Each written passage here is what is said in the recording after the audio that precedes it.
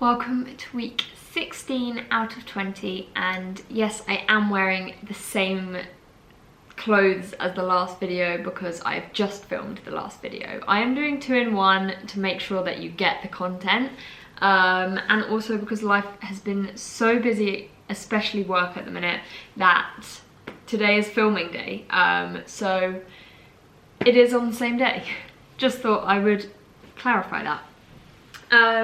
So it is week 16 out of 20, and this week's reel is about the kind of equipment and gear, if you like, for powerlifting. So I'm basically going to chat in depth about all things powerlifting. I'm going to chat through, well, I showed my deadlift slippers, my deadlift socks, my singlet, my knee sleeves, my wrist wraps and my belt. And I'm just going to chat to you why each of them are useful and what they're used for. And then I also thought I would touch on RPE. I get a couple of comments, usually from friends, when they see my stories or my reels and I kind of say, you know, like a squat triple at RP6, and they just kind of want clarification on what it means and why we're working to an RPE. So I just thought I would put it all in a YouTube video.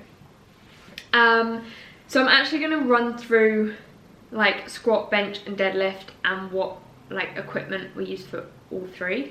Obviously on comp day you wear the singlet the whole day with a t-shirt underneath. That is just what you wear, and in my opinion they're not the most attractive thing to wear, but it's the sport, it is what it is. My current singlet is from Strength Shop, I think, yeah.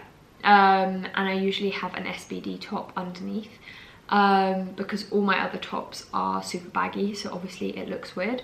But my SBD tops are quite tight, so an SBD top with my Strength Shop singlet over the top. I would love to get a new singlet before my next comp, but I just can't justify the fact that I've only worn my singlet once for last comp, and obviously a couple of times in training just to make sure it fits right and whatever. I would love a new singlet, but they're quite a bit of money, and this is another thing that I was going to touch on with kind of all of the equipment together. I always kind of joke that my locker at work is the most expensive thing I own, because I leave all my equipment there because obviously I'm training there, and it all adds up. So yeah, so that is the singlet. Then for my squat, I wear my belt, I wear my knee sleeves and I wear my wrist wraps. So the belt is used for both squat and deadlift and is used to help with bracing. The idea of bracing is that you're essentially pushing into your stomach in very basic terms, but you want enough pressure to keep your core super tight, and it helps make sure that your back is supported, and just create a really stable, rigid position. And if you're doing that against your belt, you're kind of getting feedback at the same time so that you can really create that tension basically. And my belt is also from Strength Shop, and the recommendations of how that should fit is that when it's done up you should still be able to fit a couple of fingers kind of into your belt. I did actually recently touch on my stories about not feeling, not necessarily pressure, but feeling like you have to keep your belt the same size. Obviously I mentioned in my last video, and I've said on social media, that I have recently over the last year put on 5 kilograms, and there was a point where I kind of was just keeping my belt the same, and it was so painful when I was doing it up, and I was like, I'm not going to move it down a notch, like, you know, like my body's not changed that much, blah blah blah. And since moving it down a notch, I can actually breathe in it, and it's more effective that way. I do always find that I bruise and kind of mark quite easily from it. And I've seen messages in our group chat that other people get the same thing. I think I do bruise easily, so it's gonna happen. But when I'm squatting, I tend to bruise in my leg where the end of the belt actually touches when I'm in that bottom position. And then across my squats and my deadlifts, I tend to get a little bit of marking just where it digs in.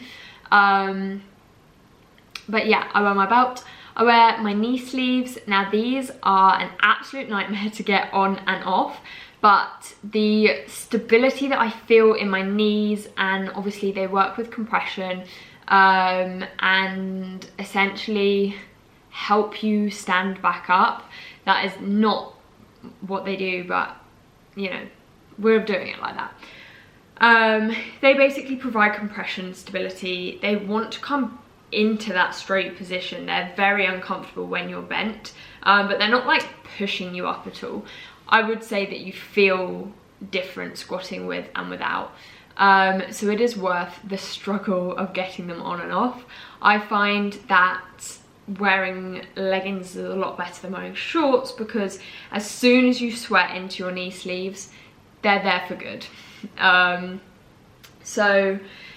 My knee sleeves are also SBD, and they are the powerlifting ones. And then finally I wear my wrist wraps. Now this is a recent addition to my squat essentially, but since moving the bar on my back a little bit lower, I found that I was getting a lot more pain in my wrists. I've also moved my hands in slightly, so I'm really wedged in there. And I spoke to Callum about it, and he was like, wear your wrist wraps, but also maybe the bar is a little bit too low. So I've brought it up a tiny bit, and do actually think that that really helps. But I do feel confident, more confident having that support around my wrists, just to make sure that whilst I am kind of supporting the back of my bar, I have the support that I need in my wrists. So I also wear my wrist wraps, and that is what I use for squatting, and a very quick, I feel like I'm speaking really fast, overview of why I wear those things. Then for bench press, I obviously don't need my knee sleeves. You can't wear your belt, and I guess if you didn't have a crazy arch maybe, but whatever, not my belt. So just my wrist wraps, and again that is just for support. And I feel like my wrists are tiny. Sometimes when I think about how much weight is on the bar when I'm bench pressing, and I look at my wrists, I'm actually like, how am I supporting that weight? It's the wrist wraps for that, for sure. And then for deadlifts, obviously my belt, again, have spoken about that. And then on comp day, you have to wear the deadlift socks, which are basically knee high. I always feel like I'm gonna go and play football. They really feel like football socks, and I guess they're there to stop the bar scraping your legs. I've never had that happen, but I do know that that happens. And they're just a part of the uniform, the attire for comp day. And then my newest addition is my deadlift slippers, and they are basically like PE plimsolls, but I really like deadlifting barefoot, and I basically messaged Callum and said, you know, is it a good idea to get deadlift slippers, because obviously I can't compete barefoot, and I really like that they're really light on your feet. They don't feel like, you know, super restrictive, and then you can really push into the floor with the type of base that they have. Obviously I have none of the equipment right here to show you. All the pictures are from my reel up there, but I can't like show you what I mean with the deadlift slippers, but they, yeah, have a good kind of base to push through. So that is everything I wear for comp day. When I'm training, obviously I train in my knee sleeves, my belt, and my wrist wraps. I've started wearing my deadlift slippers. I only really put on the deadlift socks if I'm wearing shorts and I'm on an SBD day, because having the socks helps me get my knee sleeves on when I squat, when I'm in shorts, and then I just wear them for my deadlifts because I've got them with me. So that is all the equipment. And then every powerlifting program involves working towards an RPE, and we're basically doing that because there is absolutely no benefit in maxing out every single session. Your body needs to recover, you need to build the strength to get there. You would not be progressing if you were constantly working to max failure. So we work to an RPE. My blocks, I think, are 6 weeks long, and we basically tend to start at an RPE 5 and finish towards an RPE 8, sometimes 9, but usually 8. And RPE stands for rate of perceived exertion, and it's basically how hard you feel you've worked. Now, not all of my clients will know that I am getting them to work to an RPE, because I never label it as RPE, but I often ask my clients, how difficult did that feel on a scale of 1 to 10?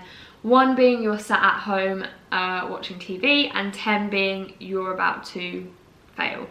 That is essentially the easiest way to explain it. It is a scale of difficulty. So we tend to start the block at an RPE 5, and each block you'll see that RPE 5 tends to be a slightly higher weight each time as we've built the strength across the block.